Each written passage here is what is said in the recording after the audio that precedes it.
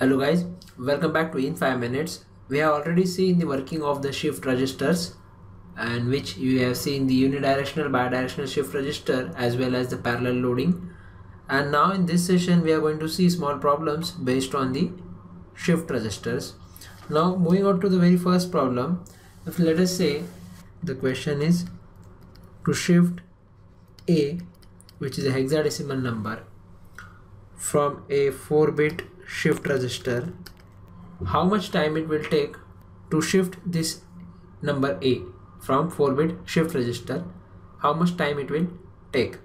First, they are given us the operating frequency if the operating frequency is 5 megahertz, and second they gave us if the operating frequency is 2 megahertz. Okay, so we need to find it out how much time it will take. To representing the number A, which is in hexadecimal format to binary format, it will be 1010. So the 4 bits will be there. Okay, now for each bit to get out, 4 bits are there. So first of all 0 will be taken out if the shift right register is used, then 1, then again 0, then 1. 4 clock cycles will be required. Okay, so first of all we need to calculate for 5 megahertz. If 5 megahertz is used, what is the time period of the clock? So time period T is equal to 1 upon F, that is nothing but 1 upon 5 megahertz. So the time period is 0.2 into 10 raised to minus 6, that is nothing but T is equal to 0.2 microseconds.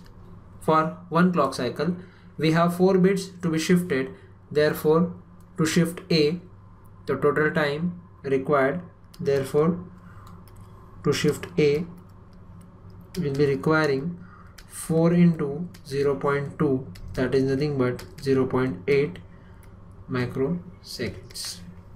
That's all. Similarly, if you are going to find out the same thing for second operation, if we are going to use the frequency is equal to 2 megahertz, then the time will be equal to 1 upon F, that is 1 upon 2 megahertz, therefore time will be equal to 0.5 microseconds.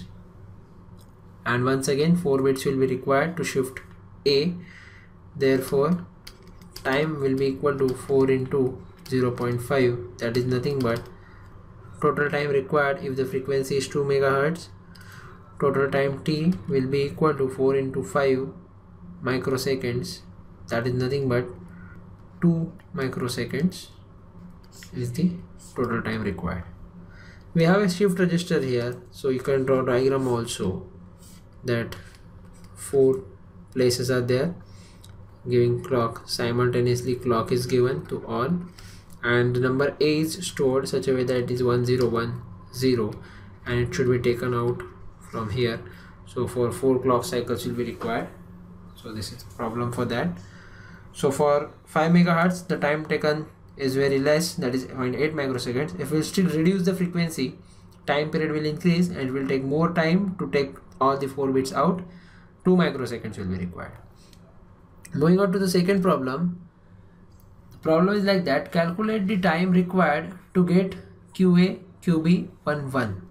Now if you look carefully to the diagram, first of all I came to know in the solution part that the given system is PIPO format, that is nothing but data is parallelly in to the flip-flops, which are again D flip-flops. Through this inputs I came to know this D flip-flop means there is no change of data is going to occur in this flip-flop. The data can be stored for some time and it will be released, that is nothing but a delay flip-flop.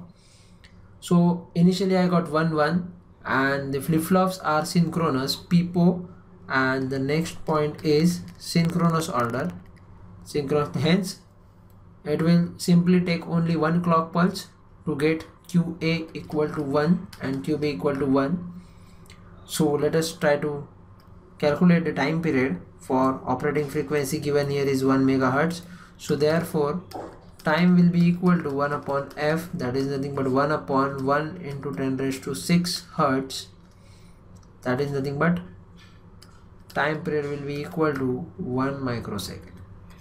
So it will take us only 1 microsecond to get the output QA is equal to 1 and QB is equal to 1.